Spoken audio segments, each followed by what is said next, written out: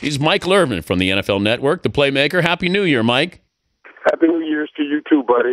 Yeah, Happy New Year's to you too. And it is a Happy New Year. You know, the first thing Warren Sapp and I said on set was, we made it through another one. That usually means unscathed, no problems, no police coming after us. It's a good last year. Let's make sure the next is the same. So no police came after you? Yeah, we're good. That was a good year. No matter what happened, no matter what happened. Anytime you get through the year without a problem, we're going to have issues. There's a difference, Dan, between problems and issues. Issues are the vicissitudes of life that just come at you every day. You got to prepare for. Problems are when the police is calling. That's a real problem. So it was a great last year. We're looking forward to another great this year. Your expectation level, that's pretty good. If there's no police involved, you had a pretty good year? No matter how it came about, man. Hey, my lady spent a lot of money. We got bills out there. All of those are just issues. Those are just issues. We can deal with that, D. All right, here's a poll question. The best coaching vacancy right now in the NFL is where? Well, I think talent-wise, it's in Chicago. Now, I say that, Dan, with this. You better make sure you know how you have not just a degree in footballology, but sociology some kind of way, too, in dealing with Brandon Marshall and Jay Cutler, that group of people, because it is a unique group. But I certainly say in Chicago, you can get the right guy in there and start filling in a few situations and be right where you want to be. You were 10-6 this year. I look at Philadelphia, and you got 3 running backs. You got a couple of deep threats. You got a good tight end. I know the line is shaky, but why is Chicago better than Philadelphia? Well, first of all, the Philly people, now, hey, they'll love you today and hate you tomorrow. It's just what it is. In Chicago, they may give you a little time to get things situated to bring yourself into the city. And also, let me tell you, Philadelphia has good talent for what Andy Reid was trying to do. You won't sprint Michael Vick right, left. They don't have the big receiver that can really make plays all the time. I love Riley Cooper because he's a big guy, but he goes up and makes ball. He's not the Larry Fitzgerald type of guy that can make those plays all over the field. So I do believe in Chicago. Talking to Michael Irvin from the NFL Network. You can see him every Sunday on NFL Game Day morning at 9 a.m. Eastern, NFL Game Day final at 11:30 p.m. Eastern. A couple other things that I'm looking at here. The Cowboys situation. Tony Romo and the Cowboys bow out again. But I'm looking at Jason Garrett. Are you convinced that he is going to be the coach next year with the Cowboys? Yeah, I am now. And I've said this on here. But like all things, there's a process to getting great at everything. Like Bishop and I always say, this is not that. And a lot of times, what happens is guys leave the NFL playing the game, and then all of a sudden say, well, hey, I played the game. I'm a great broadcaster. And they don't study, so they'll be out of the broadcasting game soon because this is not that. And Jason Garrett, there's some things and process that he has to learn, like managing games late, making sure he's playing better situational football in the end. That's not a slight. It's just a reality. You got to grow and learn as you go. That's the process of life. I would love to see Jason tighten up on those little things at the end of the game and situational football at the end of the game. And I'm going to tell you this. I would love to see him go and get Norm Turner as his offensive coordinator so he can focus on those things. Norm Turner, I think, to help Tony turn the corner in a major way. Put Tony on a more timing system like he did with Troy, so you're not dealing with all of these so many add-on to the plays and doing things like he did late in that game where you need to be real solid and real methodical. If that interception he threw late in the game, if that was the first time that Washington went to that zone blitz, then I would say, oh, that's the name of the game, man. They played a game of chess on the football field, and you lost because all the other times they blitzed and played man behind it. That time they blitzed, dropped the guy on a zone blitz. They just fooled you. They changed it up late in the game. That's a great coach. That's outsmarting you. But they were zone blitzing the whole game. So you got to know to watch all of your throws in that situation. But, Mike, Romo's age, at some point you have to say he's not going to change. He's not going to get better. Listen, man, here it is again. These are the things, that you want a coach on the sideline talking with. You don't think Belichick talks it over with Tom Brady? He's been there forever and doing it. It's a reminder.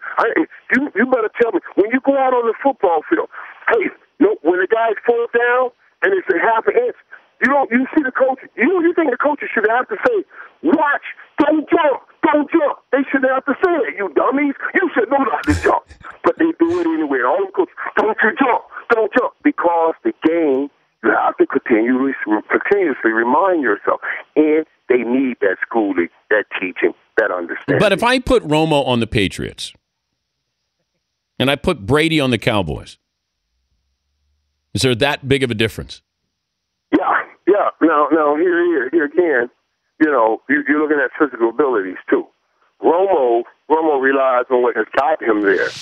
So, all of that stuff he does where he spins out this way and spins out that way and do all of these things, that's what got him to where he is. So that's part of his game. Now, Tom doesn't rely on that. He relies on his understanding. Listen, what I call, it's in his sensory motor brain. It's the processing of perceptual stimuli. It is your seeing speed, how you see things, how you process things. It's the reading and processing coverage. At the same time, the speed of the receiver and the optimal point at which to throw the ball to give that receiver an opportunity to make a play. This is why our worst athletes, Tom Brady, Peyton Manning, is our best quarterback because they got great seeing speed. They don't have speed in their legs, but their perceptual stimuli is off the chain. It's perfect. All right, Adrian Peterson, Peyton Manning, who's going to get the MVP? Adrian Peterson gets nine more yards right now. I think it's hands down him. I think it still should be him, to be honest with you, Dan, because I've had that knee surgery. And you got to take a hit every time. And every time he runs the ball, he has to take a hit. But, hey, Peyton Manning may win the Super Bowl.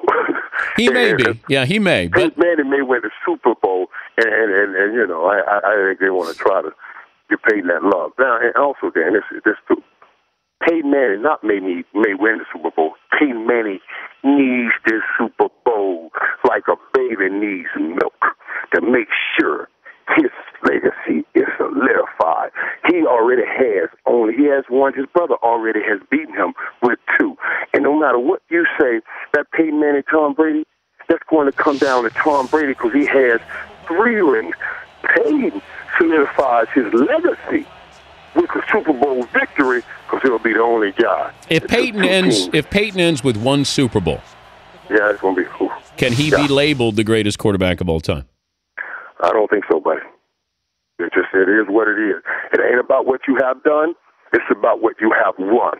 And if he ends with just 1, then he cannot be considered the greatest of all time. And that'll be a shame because he is one of the greatest of all time. I'm curious what you thought of Merrill Hodge's comments about Tim Tebow from the standpoint of being an analyst, and how far is too far when you start to be critical of a player. Which comments are this? Merrill, I'm on that other network. I called him as fake as a $3 bill. Oh yeah, I heard that. Hey. That's personal, though, Mike. I mean, that's different. It is. And you want to say he's not a quality quarterback, you're well within your rights to say that. Now you're attacking this man's faith and all of those things, and that's not. And that's not an area I hit in when it comes to our job. But now that being said, it's the whole analysis. If he's trying to talk about his game, the guy, I think New York, I think they just did a horrible thing to some people. You know, you can't bring the man in and then not give him an opportunity. I don't care. You know, you can make the decision to bring him in. You got to make the decision to give him an opportunity. Well, they ruined two quarterbacks. They ruined Sanchez and Tebow at the same time. Well, I don't know if they ruined Sanchez. And it's just me, man. All those USC quarterbacks, you know. We've given them a lot of love, and I've seen nothing out of any of them, to be honest with you. You go back to all of them. All of them. All of them, Dan. None of them has ever done anything in this league. He had no problems in 2012 and hopefully no problems in 2013, Mike. God is good, Dan. He walks with you, talks with you, and he tells you you are his own. And I love him for making me his own. I will see you in New Orleans. EP, hey, D, listen to me. D, yeah.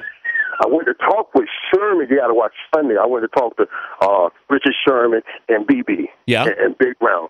Oh, my God. This is my first time standing up to these guys, standing toe-to-toe to these guys.